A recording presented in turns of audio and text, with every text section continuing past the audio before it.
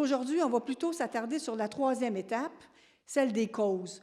Quelles sont les causes qui amènent à la situation? Parce que souvent, on veut avoir la solution.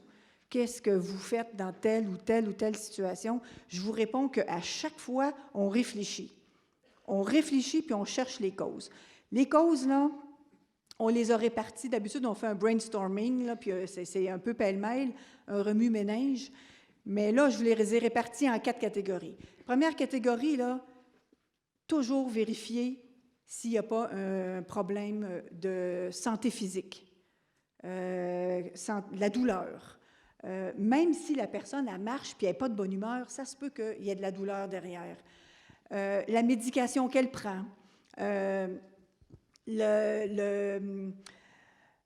peut être le froid, la faim, la soif. Regardez l'aspect physique. Deuxièmement, l'aspect historique. Quelle est l'histoire de la personne? Qu'est-ce qu'elle a vécu? Quelle a été sa vie? Ça peut souvent expliquer beaucoup de choses. Alors, on fait un brainstorming de ce côté-là. Ensuite, on va voir au niveau des causes psychologiques. Est-ce qu'elle est utile? Est-ce qu'elle se sent rejetée, démunie? Est-ce qu'elle ne comprend pas puis elle est en colère parce qu'elle se sent mise de côté? C'est aussi des causes qu'on va aller explorer. Et on va faire des mises en situation, des petits jeux. Peut-être qu'on pourrait en faire un tout de suite, justement, pour implanter tout ça. Charlotte est ici, puis Anne-Lise, elle va jouer une situation qui s'est passée à Carpe Diem. OK?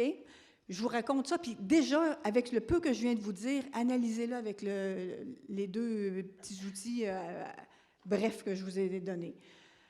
Charlotte, c'est une dame qui déteste qu'on l'accompagne et qui n'aime pas se faire accompagner au bain, à la douche, mais qui y va, mais c'est jamais de bon gré.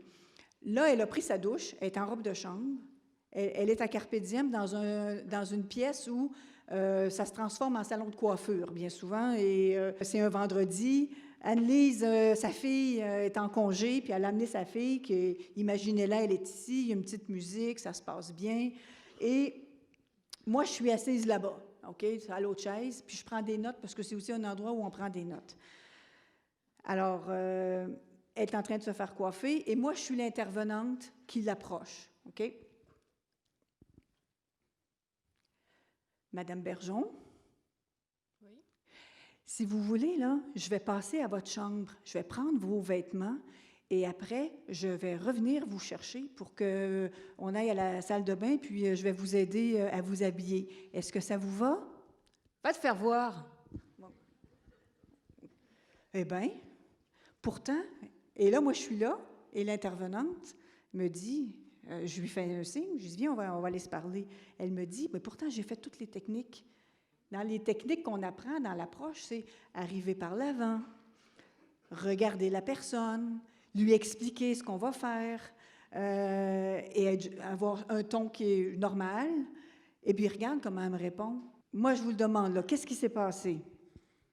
Comment vous essayez d'expliquer ça? Au lieu de dire, c'est la maladie. Elle l'a dérangée. Elle était dans son moment présent, OK? Elle est en train de se faire coiffer. Elle adore, ce que je ne vous ai pas dit, c'est qu'elle adore se faire coiffer. Toute sa vie, le vendredi matin, elle allait se faire coiffer. Alors, elle adore se faire coiffer, ça la valorise beaucoup et est dans son moment présent. Carpe diem veut dire « mets à profit l'instant présent ». Alors là, moi, ce que je viens faire, je m'en viens lui dire que tout à l'heure, elle va faire quelque chose qu'elle n'aime pas. OK? Je la dérange dans son instant présent. Ensuite, pardon? Trop d'informations. Il faut se dire aussi que la personne qui vit des difficultés, à un moment donné, trop d'informations, ça coince. Le cerveau a besoin qu'on change le rythme. On peut appeler ça la difficulté à faire 2 choses en même temps. Donc là, elle se fait coiffer, elle se fait toucher la tête, puis en plus, il y a quelqu'un qui vient lui expliquer une longue phrase avec beaucoup d'étapes dedans. Effectivement, trop d'informations. Il faut apprendre à réduire nos informations, aller au but. C'est vrai. Autre chose. Devant la coiffeuse, qui a dit ça? Devant la coiffeuse, effectivement, devant moi qui étais assise là, et devant la petite fille. Alors, qu'est-ce qu'elle a dit, la petite fille? Quoi? Tu t'habilles pas toute seule? Parce qu'il a dit, je vais vous aider à vous habiller. Tu ne t'habilles pas toute seule? Ben oui, je m'habille toute seule. Donc là, beau moment gâché, hein? Mais il y a d'autres choses aussi. Elle va aller dans sa chambre quand la personne n'est pas présente. Ce que je ne vous ai pas dit aussi, c'est que madame, la dame, elle a vécu à Carpe Diem, là, ça s'est passé à Carpe Diem, elle déteste qu'on aille dans sa chambre quand elle n'est pas là. Donc, l'intervenante a se trouvé un petit compromis en disant, je vais lui poser la question, je vais lui demander si elle veut que j'aille. Sauf qu'elle ne veut pas qu'on aille dans sa chambre. Aimeriez-vous qu'on aille dans votre chambre, qu'on rouvre vos tiroirs, puis qu'on prenne vos vêtements?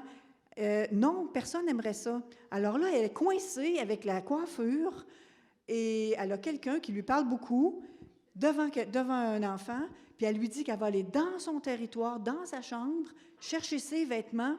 Bien, des personnes qui ont moins de mots, bien, ça peut parfois, tout cela peut se résumer par va te faire voir.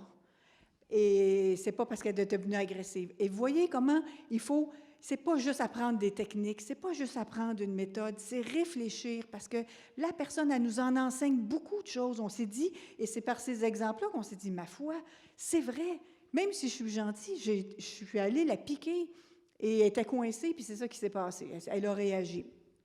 Vous êtes dans un endroit où il y a beaucoup de bruit, ça parle. Regardez, la prochaine fois que vous êtes dans vos unités, fermez vos yeux puis écoutez le bruit qu'il y a. Écoutez le bruit qu'il y a, là. Après, il ne faut pas s'étonner que des personnes, à un moment donné, disent « Ta gueule! » Ta gueule, ça veut dire il y a trop de bruit, il y a quelque chose. Mais elle n'a pas tous les mots pour dire « Pourriez-vous baisser le son de la télé » ou « Pourriez-vous moins parler entre vous »